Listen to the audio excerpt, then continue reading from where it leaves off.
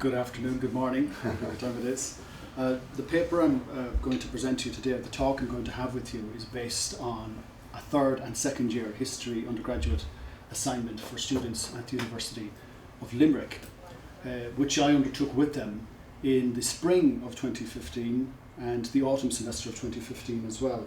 And basically, their task was to produce a 5 to 7 minute film clip, documentary film clip, our way, I suppose, of projecting the past and of giving these students the opportunity to produce the fruits of their learning in a different way.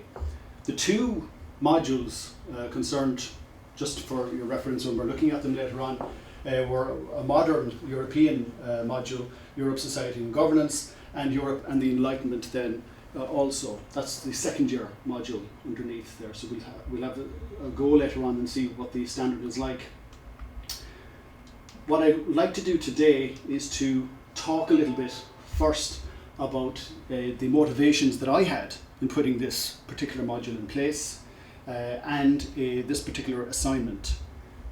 Also then we're going to look at the learning objectives attached to that I set out and which were added to at the end, because I realised that our students had learned quite a bit more than I would have thought initially from their interactions with each other, and of course what I learned from the process itself. And then I'm just going to take you through the assignment, the various stages of it, through to the assessment and the learning outcomes, etc. Now, film is nothing new to us, but at the turn of the 20th century, the end of the 19th century, it was in its infancy, and the Polish cinematographer Bolesław Matysowski recognized film as a historical source. And he was not alone in that, because up to 50 years later, a number of British historians, including George Kitson Clarke and Arthur Elton, recognized the value in film as a resource and as a source material alongside the palimpsest, the parchment, the hieroglyph, etc. The British University's Film Council, of course, was founded by George Kitson Clarke, and he was very much of the opinion that film needed to be included at third level in order for people to engage with the past. Well, we've come a long way since then. This was a time, I suppose, where a film was something you consumed as a source material, whether you were a historian or whether you were a member of the general public. Now we have the technology, I suppose, following the digital revolution, to make our own films, whether they be home movies or whatever else. And this is something that all students have at their disposal, at their fingertips, in their pockets in fact. They have cameras in their smartphones, something I don't actually possess myself. And when I did a head count in my classroom, I found that I was the only person who didn't have a smartphone. All of the students had one, but of course what they use them for is debatable and questionable, and it's quite subjective. Every person uses their phone for different things. But not too many of them, in fact, were using them to make films as such, taking photographs or Instagram, etc., etc. So we have this digital revolution happening, and it's a good opportunity for us, I think, to communicate, to engage with students on their level, in a way, to teach them using their materials that they are very familiar with. But alongside this digital revolution is another development, and that's this disengagement, or disenchantment even, by students at third level. And we see this in history. I know we see this in a lot of disciplines. Students not attending class, students becoming a little bit, I suppose, down about the expectations of them as students. And a lot of the time, I think it's because they feel that they are not being connected with, they are not being actively engaged with by their tutors, by their lecturers, etc. So this landscape has to change in somewhat. I mean, one statistic in the UK in 2011, with reference to second level education, was that up to 2/3 of students studying history in England and Wales would opt out of the first opportunity. That's Hayden, 2011 as a reference for that. So where do we go from there, and why am I talking about second level? Well, basically, second level is the nursery for third level students of history. And that's where we need to be looking to make sure that the standards there as well and the expectations there are realisable. At third level, we also see this disengagement. We see this pulling out of modules, non-attendance, etc., etc. Because, I would argue, that students are not given enough to do, not given enough responsibility, not given enough attention, not allowed to work alongside one another, with their lecturer, with their tutor, etc. We're familiar with this gaze into the beyond, the passive student. Too many students, I think today, are passive participants and passive recipients of knowledge in the classroom. They may take on board some of what appears in a lecture, but by the time they're outside on campus, it's gone.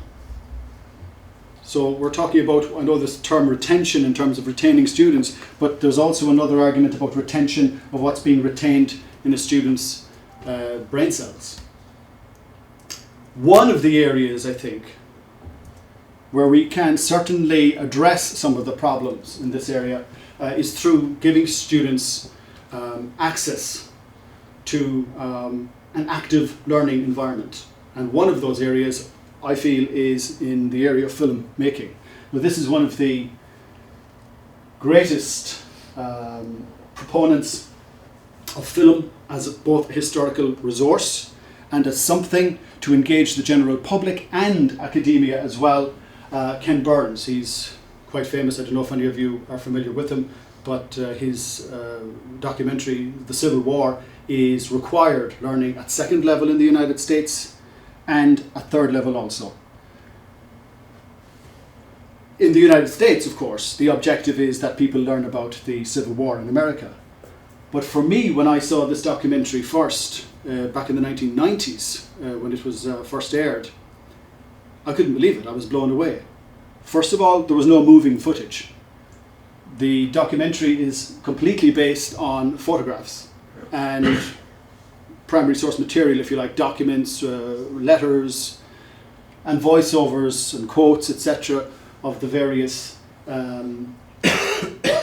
contributors. And he's very critical, of course, Burns, and was very critical for some time and remains so, of this ivory tower mentality in academia, where he claims that, academics communicate only with themselves and they exclude the public from access to history.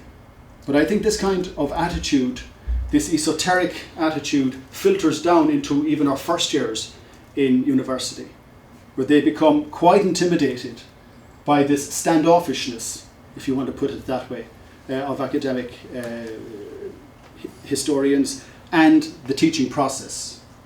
So part of my philosophy is to shake that up and to make people realize that just as you can use a smartphone, you can also engage with history on a level that is accessible to you, and in doing so will enable you to produce the goods while enjoying doing so.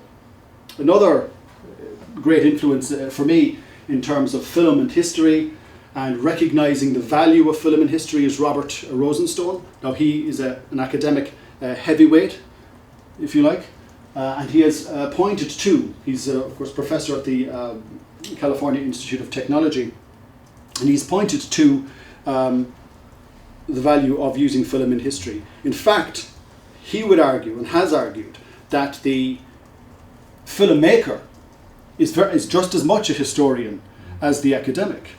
Now, I know a lot of academic historians will have questions to ask, but where are your credentials, where is your training, etc.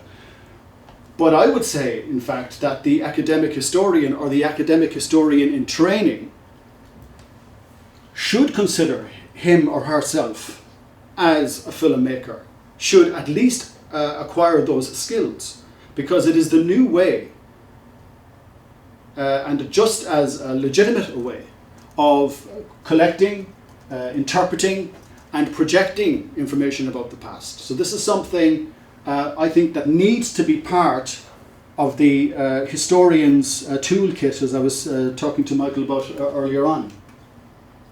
So basically, excuse me for skipping here a bit, let's just talk about the assignment then. The assignment as I set it up. So this is you see what has influenced me to this point, and the assignment comes along.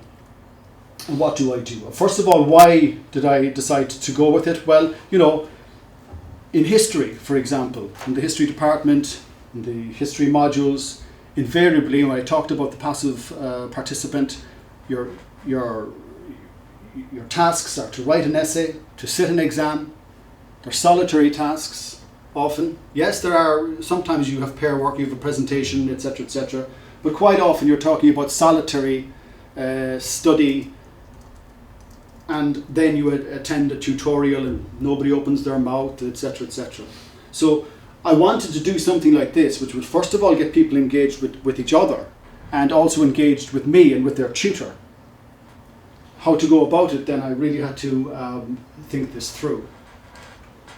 Well, I talked about the learning objectives earlier on. The main objective, of course, overriding objective, was to create this film, a 5 to 7 minute documentary film. But also, students in doing so would acquire various technical skills of filmmaking. That goes without saying, I suppose. To what degree, we'll see. But, I'm not throwing away the importance of the presentation, of the traditional presentation. I'm not, trying to devalue the essay as an assignment, or to devalue the exam, etc. at the end. Although I do have my views about history exams as glorified memory tests, and there's ways around them, etc. and all of this.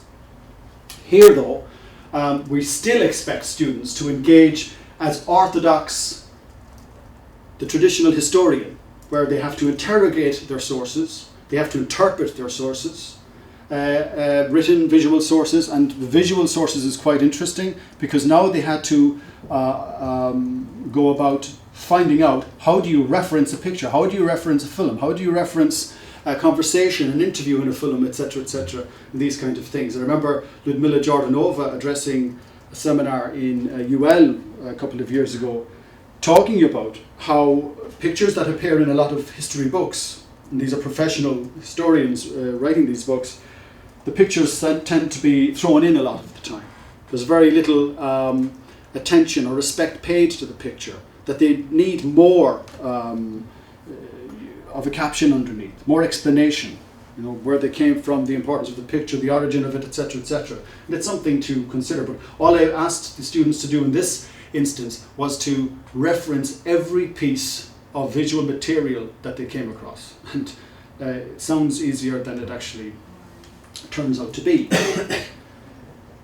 Of course, I wanted greater student engagement as part of the learning objectives, and this idea of ownership of your work, ownership of what you produce, this feeling that you've actually produced something. As I tried to explain to them, it's like having a baby, although I don't know anything about having babies, but well, not personally, but it's yours, and you don't want anything to happen to it at the end of the day. Now, you could say this about a written essay as well, okay?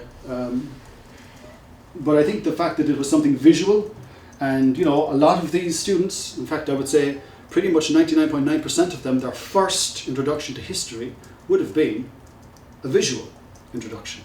A picture, and a documentary on film, probably sitting on their mother or father's knee or something like this, yeah?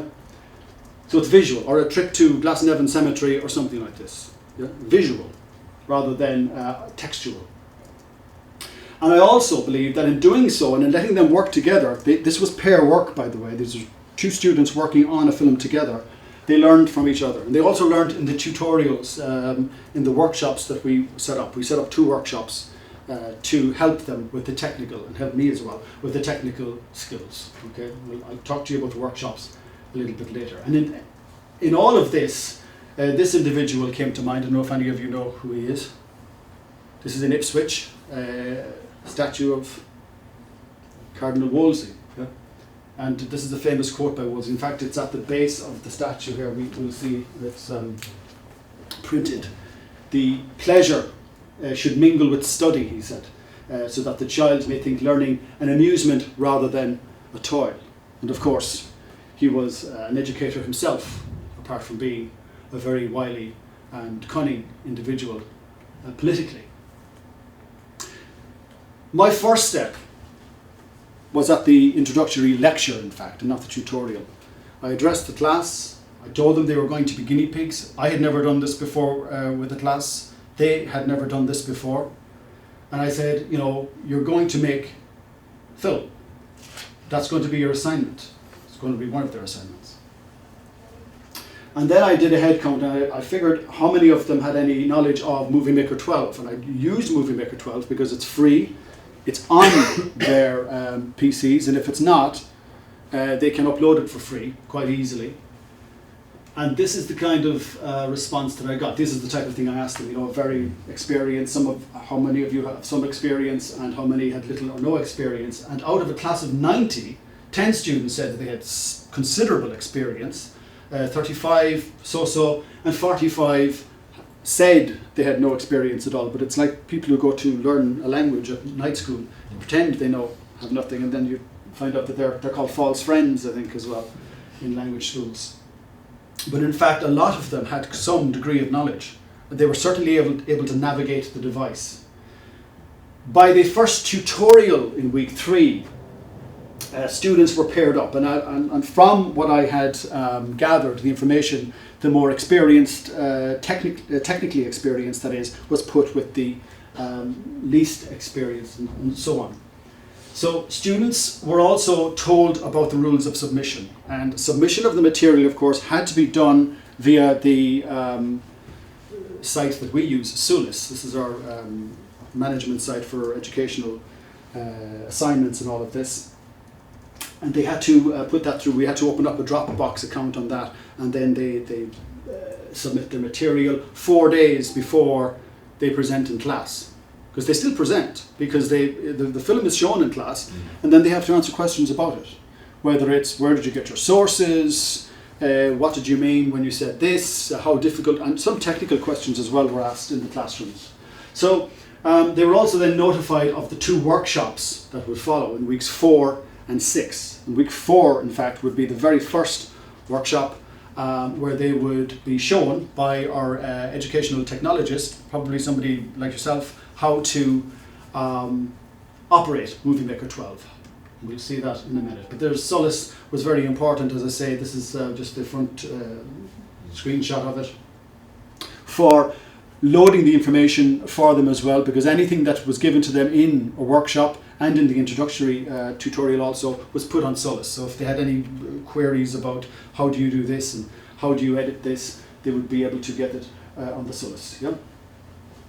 For me, of course, the workshops were also beneficial, because I had gone to a preparatory workshop in advance of this. I had arranged it with the educational technologist, Robert Hutchison in UL presently, together with my tutor, because the tutor now was also learning. And he came to me and he said, you know, this sounds like a good idea, but what happens if it all goes wrong? Well, I said, you know, I'll take responsibility if it goes wrong. There's a window in the office. I can jump out, that type of thing. So when we actually went to the preparatory workshop, you know, it was a bit intimidating for me, realizing, okay, I'm just have to come into grips with this myself. Now I'm going to steer 90 students to work it.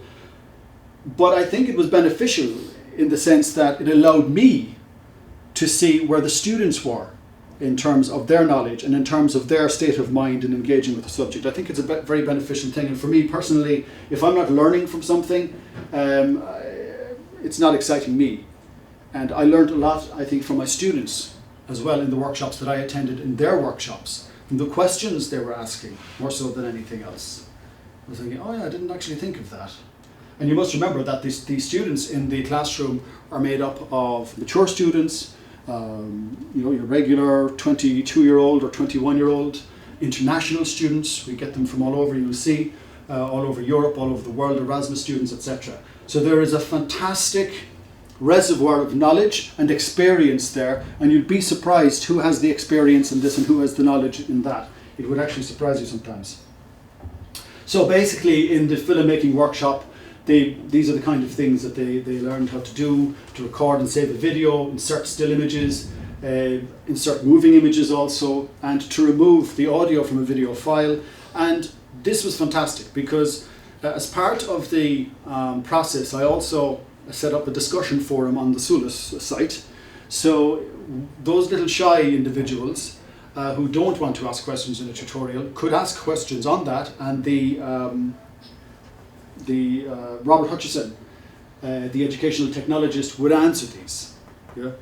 And I would answer them and so, because sometimes they were mixing them up. Sometimes they were asking about the content of the course on those, but that was fine. You know, we'd check them every so often, but Robert would ask all the technical questions. But what I found happening was that a lot of the American students were, in particular, now some of the Irish as well, but the American students in particular, who were enthused by this whole project. Some of them had actually a bit of experience of filmmaking, it turned out, in the end. They were recommending various different bits of software, various different websites you could go to for X, Y, and Z to enhance your images and etc. This is fantastic for all of us because we were all learning. This was going to be better the next time around, the next time we did it. So it's very beneficial in that way, and this is the kind of way we communicate with our students, yeah? As I say. Now already, and I'll go to it in a second, I'm jumping to the workshop in week 6, but in week 4 I showed the students an exemplar of what I expected their films to look like. Now at the time I thought, okay, and they giggled of course, and they thought, all right, yeah, no pressure. But it was just an exemplar, and I told them, even an effort, an attempt at this would be good. Because the process would have been the same. They still would have been collecting material, they still would have had to reference, they would have had to produce a script, and the script had to correspond exactly to the narration that was on the film. And these are other skills that they begin to pick up. The sound of their voice, the pace of their voice. Some spoke very fast, some got it just right, some thought that they were slaves to the 5 to 7 minutes. There was these two Portuguese students, a fantastic film they made, but they said it so fast, it was like, it was incomprehensible. I asked them, because it was so good, I asked them to go back and fix the narration on it, and they did. And it was slower, but still very fast. And that was in English, so I just had to credit them with it. I mean, it was absolutely fantastic. They did it on Salazar, of course. It was for the Modern European module. But anyway, by week 6, I could see the confidence coming into the students' veins, basically. Some of them wanted to show off and what they had produced so far, they'd done a bit, and they just wanted that pat on the back, that bit of reinforcement of courage, of whatever, that they keep going, you're doing great. And others were less advanced, less together in themselves, and benefited greatly then from what others were telling them. We had 2 Turkish students actually in one of the tutorials. Fantastic when it came to things like software and material like that, and they were very generous in sharing their knowledge, and I think this was an unusual thing to see in a history setting, because we're usually keeping all our stuff to ourselves. We don't want to. This is another thing that I thought changed. We don't want to be telling you what I got out of that resource or whatever. I'll just show you the clip, the exemplar that I gave them. It's just a wee clip from the Civil War. And we hope Padraig Pearse's curse doesn't damn us today. It has expired at this stage, Vincent. No.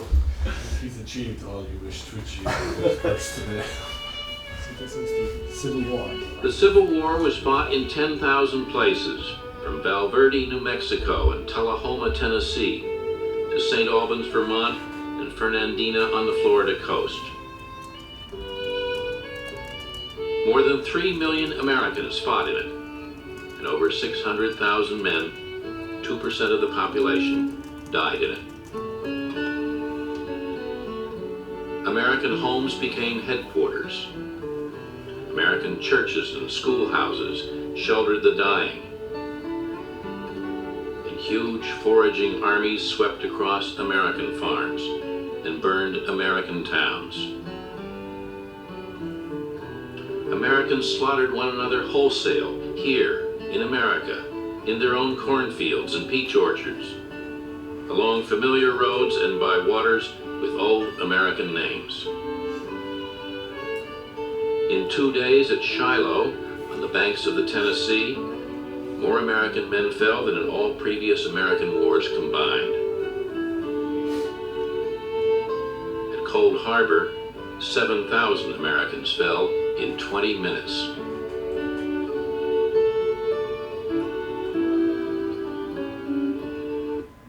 So this is the clip that I showed the students. Of course, they were a bit aghast at, are you serious type of thing. I did tell them, of course, that Ken Burns had the advantage on them of having specifically, state-of-the-art designed equipment for what he wanted to do. He had 55,000 photographs, I think, to choose from, but of course, no moving footage. They were allowed to put moving footage into their. Sorry, Michael, did you? Sorry. No. They were allowed to put moving footage into their films, of course, because some of them were doing things on. Films on, for example, the Weimar Republic and decadence in the Weimar Republic, and they were putting in clips from cabaret and things like that to show, etc. And quite exciting. So this was the Civil War. But I also had to question then, and this is something that I set out to them, by the way, at the introductory lecture, but and they were reminded about this, and this is also posted on Sulis, the assessment. How do you assess the, how do I assess my students? And this is something, by the way, this is not set in stone, of course, and this would be different for every educator. I set it out this way, but of course other people might put more emphasis on one thing or the other. The actual assignment itself was 25% of the total mark. So they had an assignment, they had an essay of 25%, and then they had an exam of 50%. But this particular assignment was worth 25%. So taking the 25% as 100%, I divided it into 6 categories that I could recognise. Referencing in both script and film. Very important, because when we get them to write essays, sometimes the first stop is Wikipedia and the next stop is Wikipedia. Okay, and then the last stop is Wikipedia. So this had to be, and the fact that we were now dealing with footage and film, etc., we had to be very careful. Phraseology. This is my latest joke now, it's my joke actually for next semester. It's a bit too late to use it this semester, but I live with 2 physiotherapists, so I said now I'm a phraseotherapist because I'm correcting their essays. So phraseology, of course, very important. How they say things is something that always raises eyebrows, whether it's ourselves correcting or the externs. So this is something I realise is gradually becoming worse in many cases. Certainly in first and second year, the way things are written, and I think myself there's a dumbing down process at second level, but that's another story. And then of course there another category, and these categories were all worth 20, the last 2 being worth 10. The extent and quality of sources. What kind of sources did they use? Did they just get things out of one book or one website where they took a lot of images from? The ability to interpret and interrogate those sources. So not just putting them in there. And it's a lot more obvious, I think, on film. If somebody is engaging with a visual image, letting it up there for a bit, or making it relevant to what they're talking about. Sometimes you can see in essays, I know you'd have knowledge of this yourselves, a reference to a particular paragraph or whatever, and you're wondering, yeah, but what's the point of the reference? It's not actually enlightening us in any way. It gives us a page number, fine, but sometimes when you do check it out, it's not actually relevant to the paragraph that it's attached to. And then these 2 categories I gave a lesser weight to, even though this is where a lot of the sweat went into at the time. But this was, once they learned this they had it. The quality of the audiovisual and the narration also. Why didn't I put the narration at 20? I could have done that, I suppose, and maybe mixed it up in a different way. But they were being marked on the script anyway. So that's the phraseology and all that. So it was okay. But the narration was basically, for example, in the case of the Portuguese students, the speed at which they spoke, or gaps, or ha, all of this, and it did happen in some instances. So this was my criteria of assessment. Explained to them in the introductory lecture, revisited in the workshops and always on Sulis for them to look at. So they knew exactly where they would have to go with this. So how did it work out? Well, these are some of the samples that I'm going to show you. I didn't realise that I'd have a bit extra time here this morning, so I could have made the clips a little bit longer. But this is just the first sample I have for you. It's, as you can see here, the little flags indicate the student's nationality. So this was an Irish and a Canadian student, both very enthusiastic about making this particular film. Sean Moran and Rosemary Gregg. It's about Flanders Field's poem, in fact, but both of them, Sean and Rosemary, incorporated a lot of other issues around the poem, social history of the time, etc., the war as seen from Canada, and so on, so forth. So you'll see here at the start of this one the ident as well. We had this ident created that every student had to put it at the front, at the start of their film. Okay, so all films begin the same, but the clips I'm showing you today, this is the only one that will have the ident on it. I'm only showing you clips from them all. And this is the introduction to In Flanders Fields.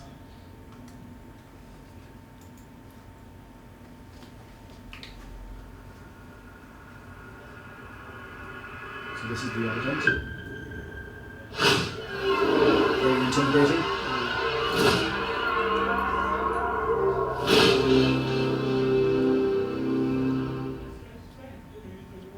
In Flanders fields the poppies blow, between the crosses row on row, that mark our place, and in the sky the larks still bravely singing fly, scarce heard amid the guns below. We are the dead, short days ago we lived, felt dawn, saw sunset glow, loved and were loved, and now we lie in Flanders fields. Take up our quarrel with the foe, to you from failing hands we throw, the torch be yours to hold it high. If ye break faith with us who die, we shall not sleep, though poppies grow in Flanders fields. So I just show you this clip from it. That's the poem, and then she goes on to talk about, as I say, the war and the effect in Canada, etc., etc. And it was very well referenced as well, this particular submission.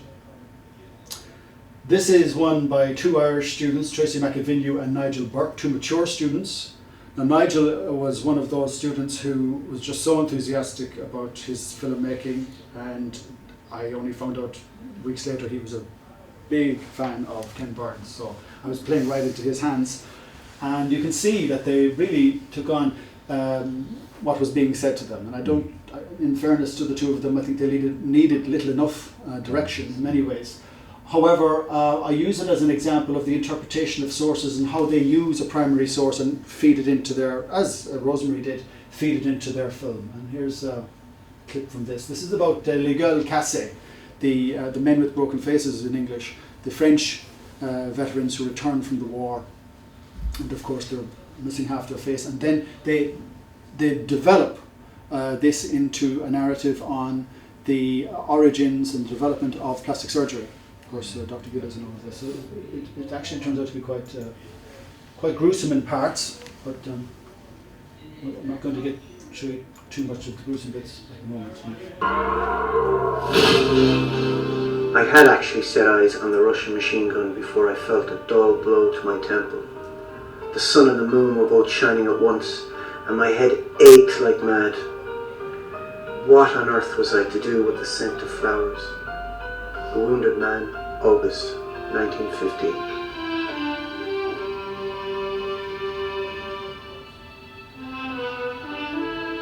Those who came home, the broken men of the Great War.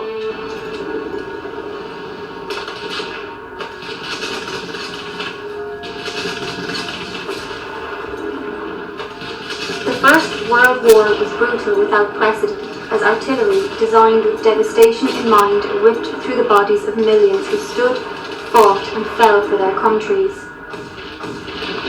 The war claimed the lives of 5,600 men for every day that it persevered, had wounded 20 million by its close, returning 8 million permanently disabled men home, their broken bodies living symbols of the horrors of war, a war that for them could never be over. So So you can see the standard is not too bad based on what was given to them, the task given to the students. But just to show that they're quite heavy, those two pieces. And in fact, the In Flanders Fields gets just as heavy as it goes along in terms of the content and sensitive. But the Cold War, I thought this particular one by two Swedish astute students, Fanny and Jennifer, showed us what could be done in terms of lightening the mood and just approaching things from a different perspective. And I actually said to Fanny and Jennifer that they should consider, or I thought that they were student teachers or something. They should consider the area of education. However, €10 for anybody, or a lollipop or something for anybody who sees the mistake here. And you must remember, these are students. And these are foreign students, and these foreign students just impress and continue to impress. They come over here speaking English better than we do. They have patience with us, I think, a lot of the time, and then they produce this kind of work. And I just thought this was so novel, the way they went about it. This is on the Cold War.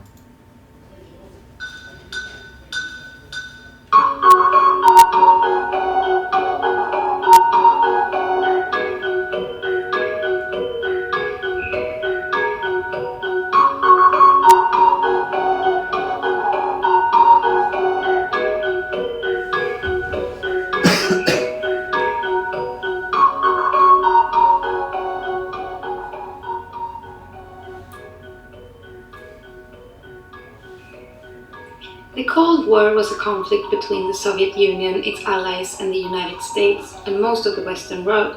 The conflict began in 1945 after World War II and lasted until 1991. It can be said to be a resting war, where the threat of war was always present but never led to an outright war between the two sides.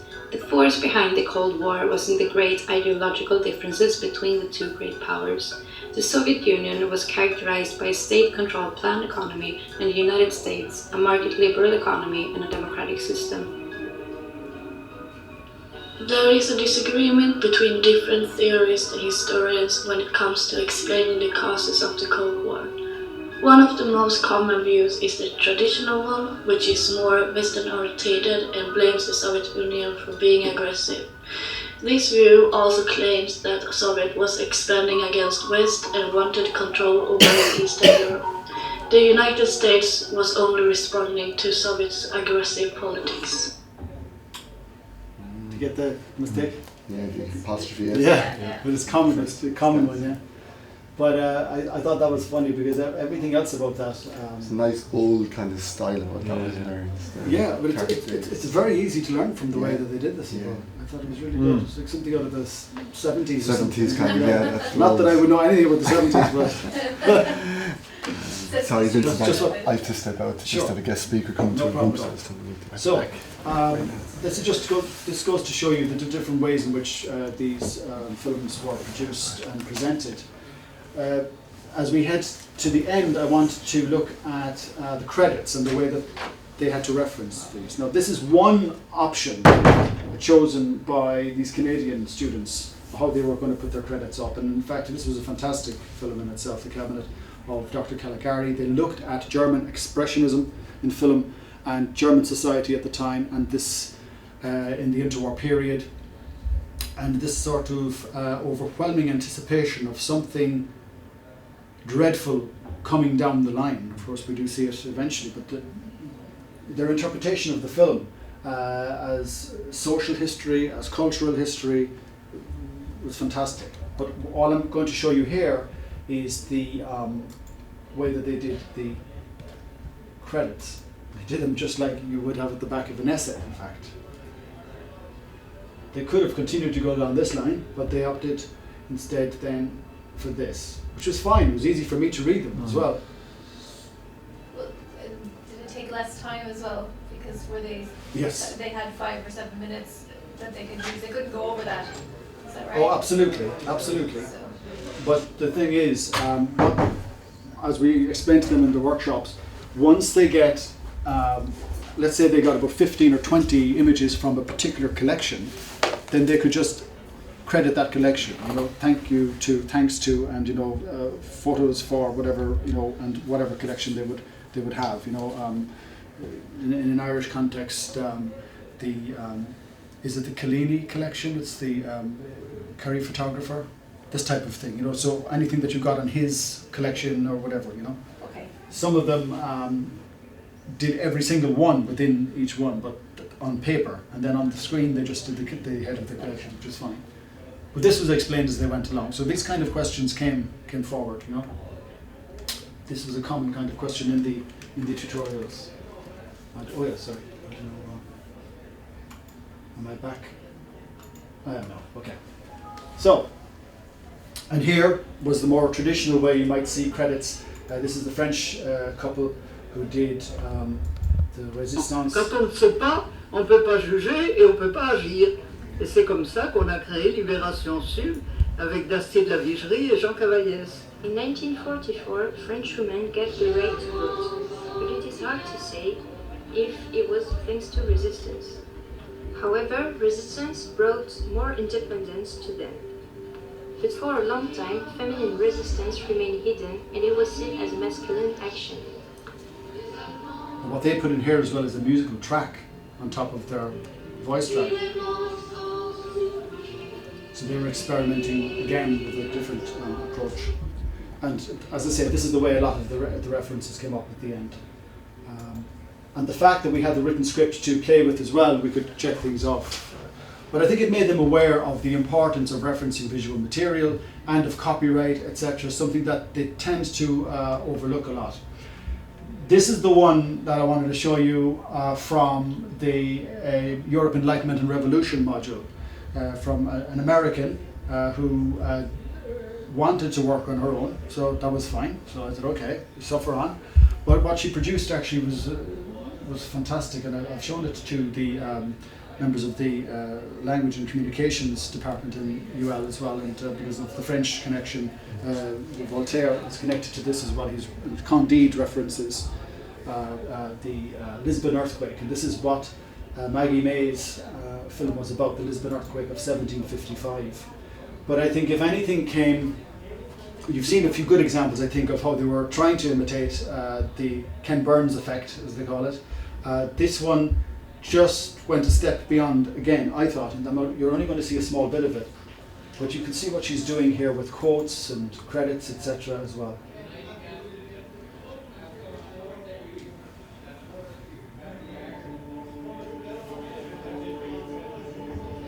She used iMovie. On the morning of 1st November 1755, there was nothing to suggest to the people of Lisbon that in a few short hours their city would lay in smoldering ruins, and between 10 and 60,000 residents would be dead. The quake's most lasting impact was on the enlightened deists, who found answers in the cataclysmic destruction where Calvinists and Christians found nothing but fear of cosmic retribution for future sins. As the walls crashed down on what had been a beautiful, thriving city, the desperate residents of Lisbon called out to God and came to believe that he simply wasn't listening. It was the holy celebration of All Saints' Day. At 9:30 in the morning on 1st November 1755, a strange rumble filled the streets of Lisbon. The first minute-long tremor only hinted at the destruction to come. Townspeople were unsure whether or not to take to the streets when the second tremor ripped through the city without warning. Reverend Charles Davy, a British Christian in Lisbon, provided an eyewitness account of the catastrophe. I was instantly stunned with a most horrid crash, as if every edifice in the city had tumbled down at once. The house I was in shook with such violence that the upper stories immediately fell. I expected nothing less than to be soon crushed to death. I remember when I showed this at the last lecture in the lecture hall for that semester, because what I did was I created a kind of Oscars ceremony in the last lecture of the semester. So we got these teddy bears, you know, with the black cap on them, for the best films, and we had different categories, you know, best international, etc. It might sound a bit patronizing in a sense, but I think especially for Maggie won the top prize for best overall film. I think it's that reward idea as well, you know. So I think I actually recommended to our own faculty teaching board that perhaps next time it might actually cost UL less, because I had to get funding for that from the Faculty Teaching Board, for a parchment to be given, signed by the Dean or something, you know, to say on your effort. I think this is something that really hits home to students and makes them, and they can be very competitive once they get going on something. Yeah. So I was really impressed by them, and Maggie just blew everybody away. I mean, I showed a few clips before that in different categories, and you know, there was a bit of a round of applause, but this just stole the show. So the learning outcomes, we talked about the objectives and the teamwork and the transferable skills that we wanted to develop amongst our students. The learning outcomes at the very end were many.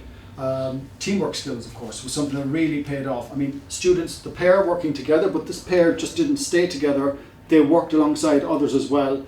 I had a difficulty with my piece of film. She had a difficulty editing hers, this type of thing, and so on and so forth.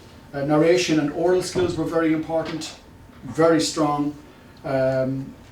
Improvement, I think, in the way that they spoke. A lot of them spoke much more clearly than they would in a presentation, for example, but it was, you know, clinical, and they could rewind and redo it again and re-edit before they submitted. So I found that was interesting, and something connected to that as well, which I'll explain to you in a minute. Filmmaking and editing skills, that goes without saying.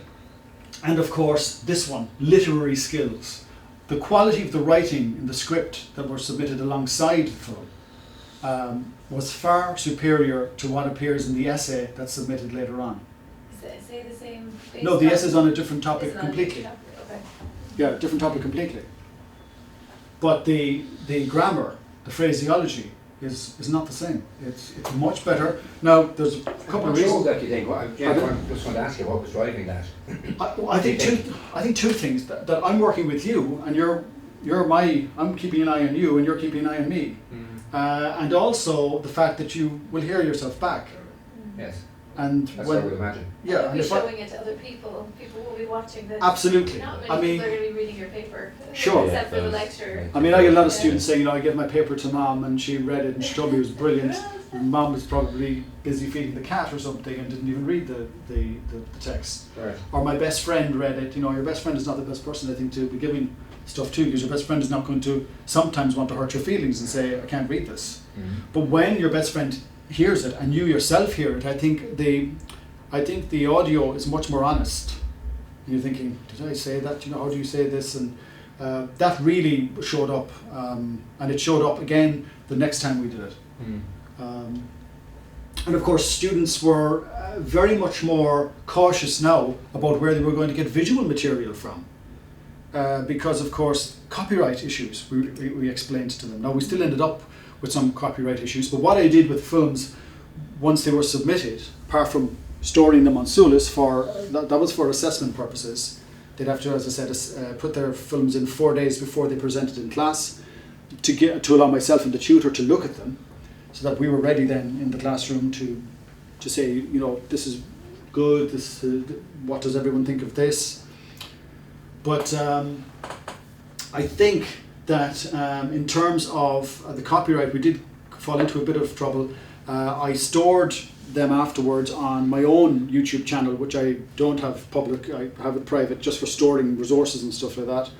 And I received 5 or 6 copyright warnings from YouTube, but they were via YouTube from Disney. Some of them had used clips from Disney cartoons from the 1930s about the Third Reich, etc., etc. But that was it. They said, you don't need to do any more. Just don't make this public, etc., etc. So that kind of thing. So a lot of people worried about the copyright aspect, but I think once they nip you like this. But you can use this purely for education stuff, generally speaking, can't you? Or is there an issue around it? There are issues still around it, I think. Right, okay. I know that anything that appears on the HEA site for the Higher Education Authority, if you submit stuff into that, that's protected in any case. So I didn't do that. I put them on my own because I just like to get at stuff myself quite handily. But I haven't got, you know, I'm not relying on the services of Frank Bottomer or anything for defending me or something like that, you know. Not just yet, from being a New York lawyer. Just to measure the impact of the entire exercise, I decided to set up a Survey Monkey. and asked the students various questions, and about 10 questions in total. Basically, you know, the predominant focus was, you know, what did you get out of this? What did you enjoy or not enjoy about this? And basically, out of the 90 students, I think one said that she didn't like making films as such, but she didn't mind researching them. She didn't like the technical side of it. The rest, I say she, it could have been a he, I don't know who they were, it was anonymous. The rest were very, very positive indeed. These are the kind of comments that I received. You know, I felt that it was a completely new approach to a history module. It was really innovative and interesting, as well as completely unexpected. There's another one, I thought we were stepping outside of the usual academic comfort zone consisting of essay writing and examinations. I enjoyed that by doing the assignment we got to learn new skills. I found it to be more educational due to everyone doing different films, so everyone learned from each other. I thought that was an important one, that people learn from one another. I think it's always good, but it's a good sign when the students are learning from each other and not just from the coat hanger. Overall, it was a great experience, and so on and so forth. So that's basically the long and the short of it. It never goes back when I wanted to go back. You'd swear talking about film like this I was an absolute expert in PowerPoint, but I'm not. But that is it. Thank you very much. And any questions, I'll answer them, try to answer them. Can I just ask you one question? You mentioned there about developing teamwork skills. Did you do any prep work with them on team building and teamwork before they entered this, or well, any background? I think you weren't here for the first. Sorry, I know I may have missed that. No, we had no problem. We had 2 workshops. Oh, great. Where they learned about the technical aspects, and we also set up a discussion forum on Solus, where they could place questions when they were not in the classroom, because some of them are nervous about asking questions. But I did say, you know, you're working in pairs, but this is a group effort as well. And you know, I know they're competitive and they want their film to be better than somebody else's film, but outside of the classroom they did engage in the discussion forum. And I was saying the American students in particular were great at saying, you know, have you seen this? This is a new kind of, this will make things easier if you want to edit, and giving the email addresses and links for things. It was great. Yeah. And everyone had the opportunity to take from that if they wanted to, and many did. Yeah. Sounds fascinating. Fabulous. It was good. Absolutely fabulous. Yes. In terms of an assessment, can I just ask you, is that a year-long module, the 10 credit module, that history module that they were? Well, that's a semester. That's one semester. So it's only 12 weeks. Yes. Wow. So they did this, they did an essay, and they had an exam. Yes. Yeah. Crikey, that's a lot of assessment, isn't it? In one semester. Well, the norm would be that they'd have a presentation, an essay, and an exam. An exam, yeah. So this replaced the presentation. But as I say, once it was shown in the classroom, yeah. It became a presentation again, because they had to answer questions on it, and they could have been asked any type of question. What kind of hours, or did anyone note them, did they put in at the back end to produce what they produced? Well, I would think in the main, a lot of hours. I know that one student came to me. I would consider him, I suppose, an average student. Yeah. Okay, and he came to my office actually one day to hand in his essay. And he was to talk about, he just said, oh, can I ask you too? He says, you know, just about the assignment for the film. He said, you know, I said, well, did you enjoy it? It was a lot of work, he said. You know, he started scratching his head. He said, but I said, oh, right, okay. And I thought he was going to, you know, give it to me there and then. And he said, you know, why don't we do things like this more often?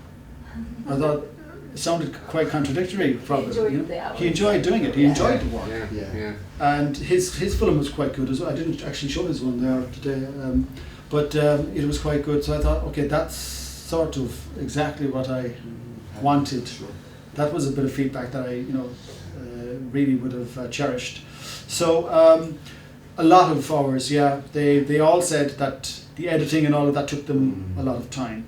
But then one of them said to me afterwards that based on that, she had put something together for her mother's anniversary or her birthday, and she said it took her no time at all. That type of thing. So they were becoming entrepreneurs and everything after it.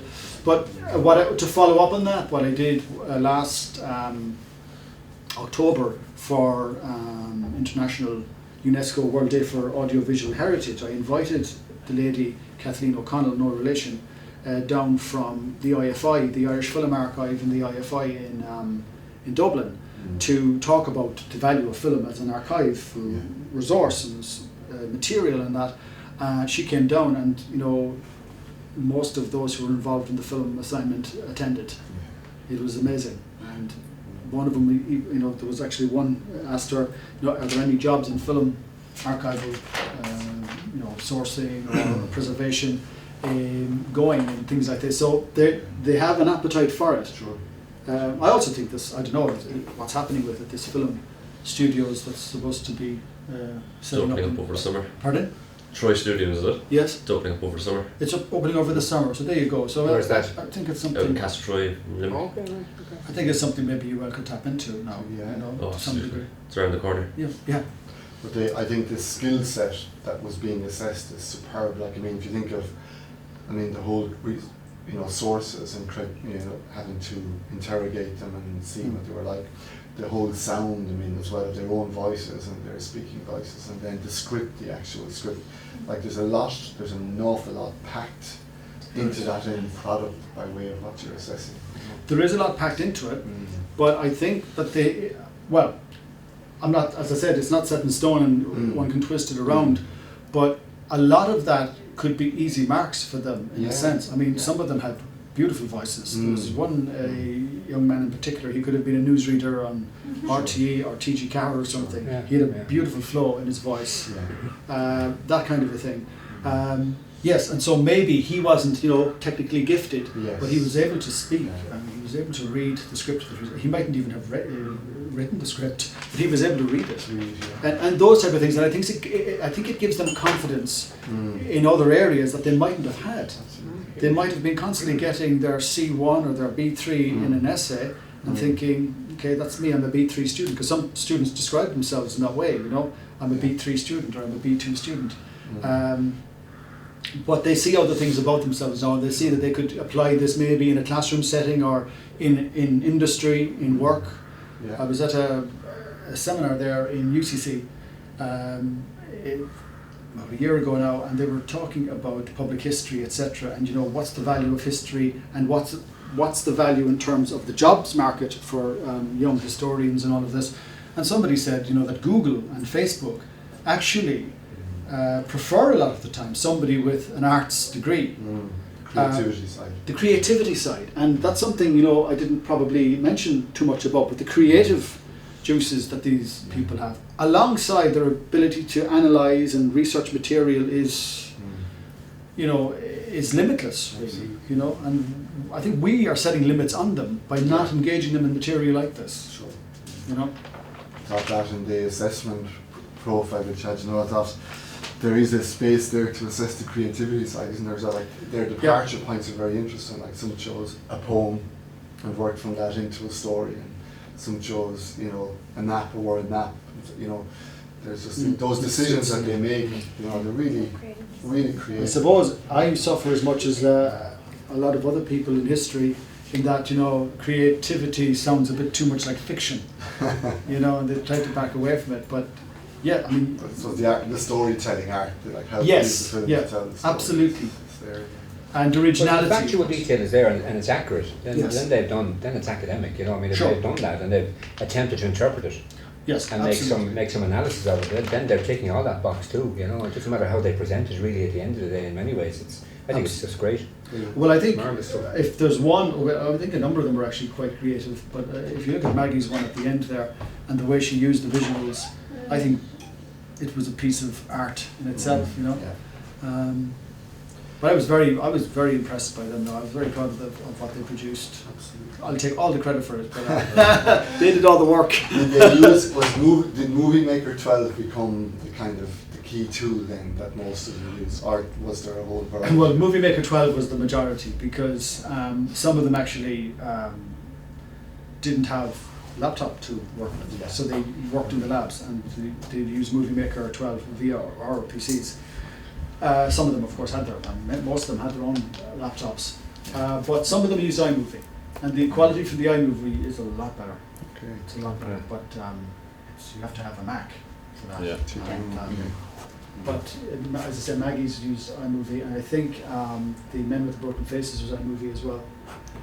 but it's a credit to them. Absolutely. You know, and it gets them thinking that if I just, you know, put a bit more effort into this could work out. So, and they end up with a finished product that can be part, and I told them this, and later what I showed them to do eventually, sort of as an aside, but it's something that could be beneficial to them, was to make a QR code of their film. So to put it on the net and make it into a QR code, so that when they're submitting their next assignment, the QR code of the film will be at the end of the assignment. So if I have my smartphone, which I bought a smartphone in the end after all of this, but I don't use it because I just find it so time consuming that I don't use it, but you could watch the film as an extern, and that's what I did at the end of the semester, along with the exams rather, and the essays that go to the extern. I also sent them the USBs, a USB with all of the various clips on them, and they were bowled over by that. You know, they said, "Wow." So I thought, okay, so it's acceptable now. I was expecting maybe, you know, this really isn't, you know. But they said they look forward to more of the same. So they're getting more of the same this semester now. At a practical level in UL, you were able to access the learning technologist for 2 workshops to provide them with absolutely the support they needed. Yeah. Absolutely. Now, in fairness, Robert is the educational technologist who works with the history department. And he'll work with others as well, but he's really taken up now since I started using him. He doesn't have a minute. But there's others as well. It's a developing project at the moment. There's people like Pádraig Hyland, for example. There's Darina Slattery. They're working with things like all sorts of digital devices, internet, learning online, e-activities and all of that. So it's broadening in that sense. Yeah. But this is the first time this was done in our classroom. And then we built on this, and their next assignment was writing a blog on material. And now I see one of my colleagues is using a blog for her assignments, and another is using a film also. So it's catching. So you can see why it's fantastic. Particularly, I mean, it really lends to the subject matter into the topic of the subject of history. Well, this is it. Really brings it alive for them. And they can access them on the syllabus as well. But like I mean the applied social sciences, but I mean it would have huge potential there as well. Like we've done things like homelessness and absolutely. So I mean the capacity to take real life and do something with it. Well, I have I also teach public history postgraduate module. And our students are placed, they do a public history internship. That's what I teach. They go out and do it, and I just give them the introductory lecture, and then I go and visit them and see how they're getting on. But I set them an assignment as well, that their presentation has to be a film of their experience. So they take a collection, and they, it's very specific. They take a collection in a museum or in a gallery, and they talk about that. So they do the background research to that. And I didn't bring it with me, but a wonderful piece by a French student on the Irish Folklore Commission. And there's interviews in it as well. They all did something really good. Another one by one of the students on Foynes, Flying Boat and Maritime Museum in Foynes there. And she actually carried out an interview with Margaret in the museum there. And it was a very good interview.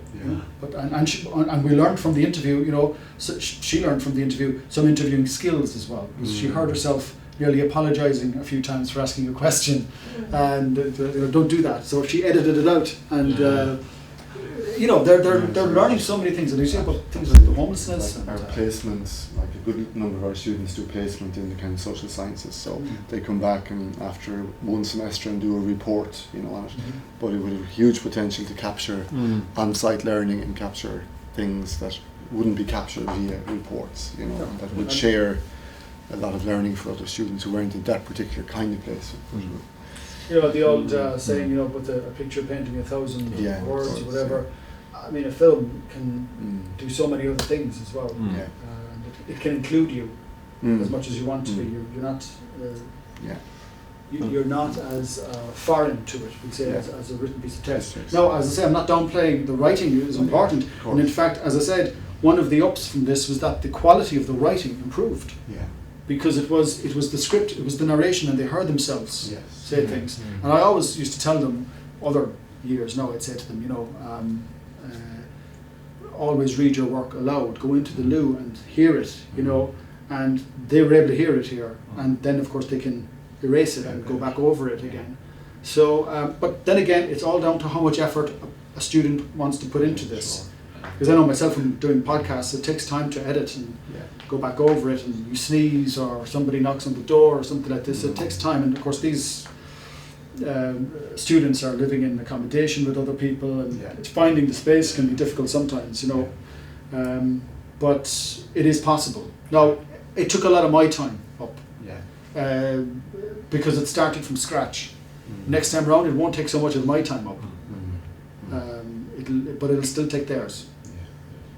So, you know, there is argument, should it be worth 40%, that type of thing. It's the investment piece that, obviously from your side, in terms of conceptualizing it, developing it, setting the structures in place. Like, that's what, you know, it's like anything, isn't it? And then assessing it, and then I suppose, as you say, that's one of the questions I was going to ask you, like, did you feel, was there any impact on the other pieces of assessment from the effort that you can tend that some students will tend to get sucked into the technological part of and not as much effort is put into the essay, for example. Yeah, as I said, I don't know where you wrote, and I said that the essay didn't come out, the solo effort essay didn't come out as good as the script. Okay. And I was saying there's two reasons for that. Maybe the lack of cooperation of two heads, or the fact that, you know, it wasn't as an exciting a thing to do or whatever. Does it have an impact? I'm sure it does, but I mean, in any assessment you do, or any assignment you do rather, will have an impact on the other assignment that you're doing. I hear this from people doing sociology all the time, where the project is taking so much of my time up, but you know, they're learning other skills as well, like time management, discipline. You know, none of them died during the assignments. You know, they're all quite healthy still. There's a lot of them doing quite well, and none of them actually said that they wouldn't do it again. So they were very happy to do it, you know. But I do think it is something to be careful about, that it's not overkill. Because I'd hate that I'm doing this with them in this semester, and there's two other modules that they're doing, also getting them to make film. I think that would be... Sure. So that lends itself to collaboration within departments to sort of say, how are we what are we presenting? What is our menu here? It's like a hotel, you know. You don't want the breakfast menu being the same as the lunch menu, you know. You want to empty the rooms. You had 80 in the class, was it? 90. 90 90 in the Europe Society and Government class, and 117 in the second year class for the Enlightenment and Revolution. I didn't give you the stats from that one, but there was 117 in that. So you'd say at least 40 pairs, 45 pairs out making film. So when it came to presentation, the time to actually get them to present in class, was that huge? Well, the film itself would go on for 5 or 7 minutes, which is a short presentation, and you'd ask them a few questions, so that's a 10-minute. They presented in pairs, so from week 7 they started presenting. Okay. So it's, you know, we did a few in each tutorial then. I mean, the tutorials had 14 on average in a tutorial, so it was quite easy, you know, it wasn't overkill either.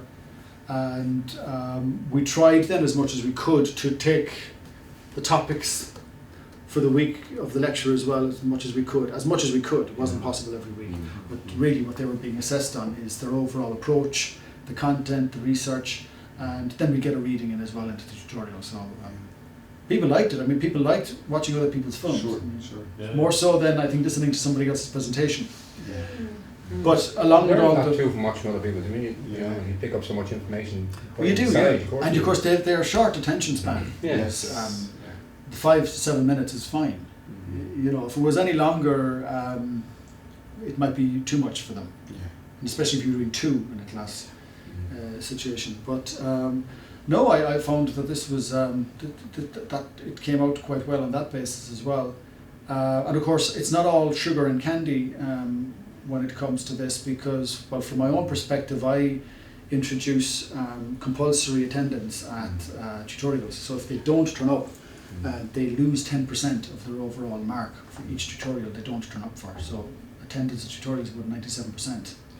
You know, there's of course family problems and that emerge and people give notice, but if they don't turn up without any notice of any kind, they lose 10%. So, you know, I think it's for the benefit of everyone else who comes every week, it's a good thing, and that works out as well. So, but that's an aside, but that's just to show you that, you know, we do try, I do try to do carrot and stick when it comes to education, but I think we need to have a few more carrots really rather than sticks, and I think they like the carrots. A lot of them from Cork like myself, so love carrots. That's great assignment. Okay.